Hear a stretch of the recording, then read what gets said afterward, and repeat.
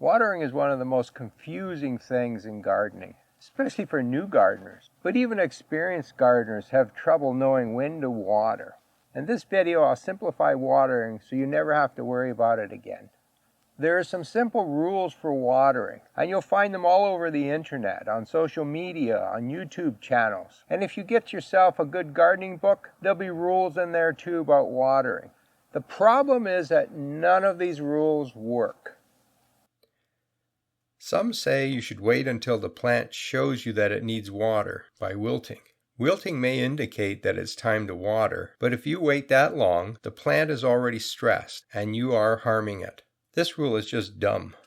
Another piece of common advice is to keep plants well watered. What does that even mean? A lot of people interpret this to mean that they should water every day, which is a terrible thing to do to plants. Plant roots need air, and if you water too often, you drown them, and they die. Water once a week. That's a simple rule, and I think that's why it is recommended so often. You don't have to think. Just do it every Tuesday. This rule does work in some cases, with some plants, in some climates, but it doesn't work most of the time. Why would a sandy soil in midsummer in California need to be watered as frequently as a heavy clay soil during a cold spring in Canada? Water requirements change in different climates, for different types of soil, and at different times of the year. A fixed schedule will never work. Another common rule states that plants need 1 inch of water each week. For the same reasons I just mentioned, this rule does not work.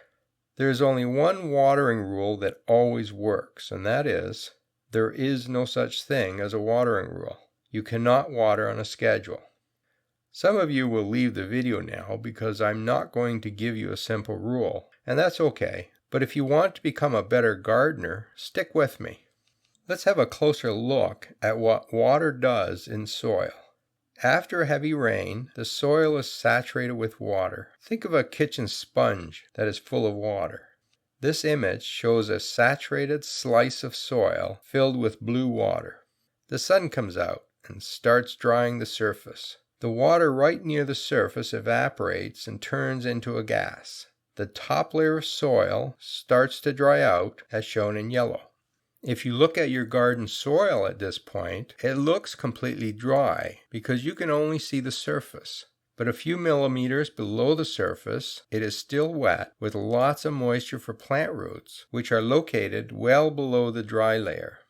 A few more days go by, and more water moves towards the surface and evaporates. The layer of dry soil gets thicker, but notice that the roots are still in wet soil. It's not time to water yet. This drying process continues as more and more water evaporates from the soil. At some point, the dry layer reaches the uppermost roots.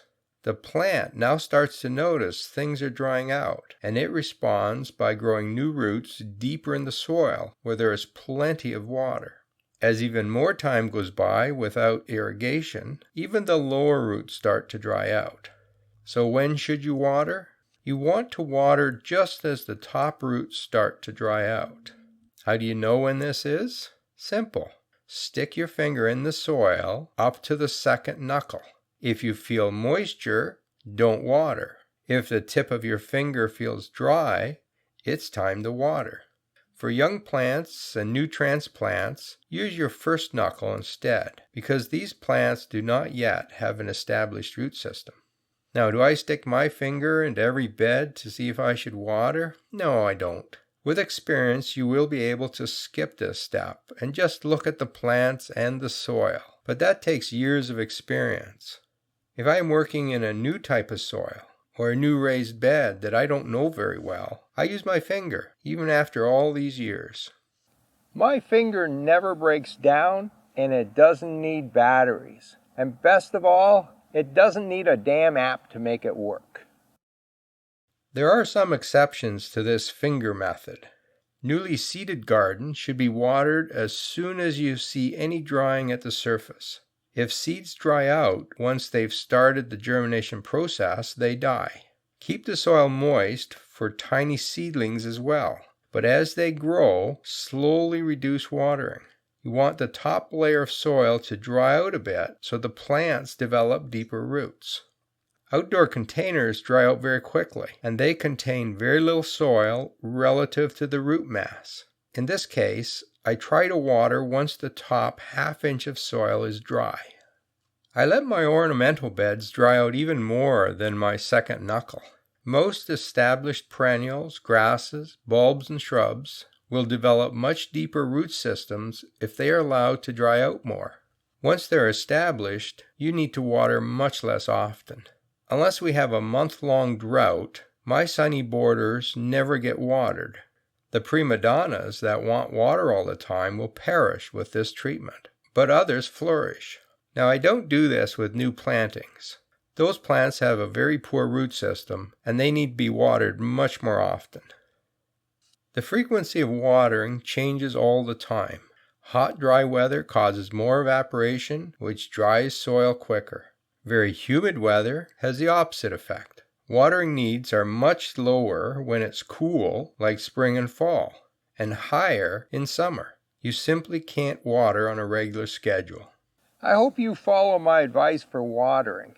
It will be less work for you, you'll have a lower watering bill, you'll never overwater again, and your garden will become more drought tolerant as those roots grow deeper and deeper into the soil.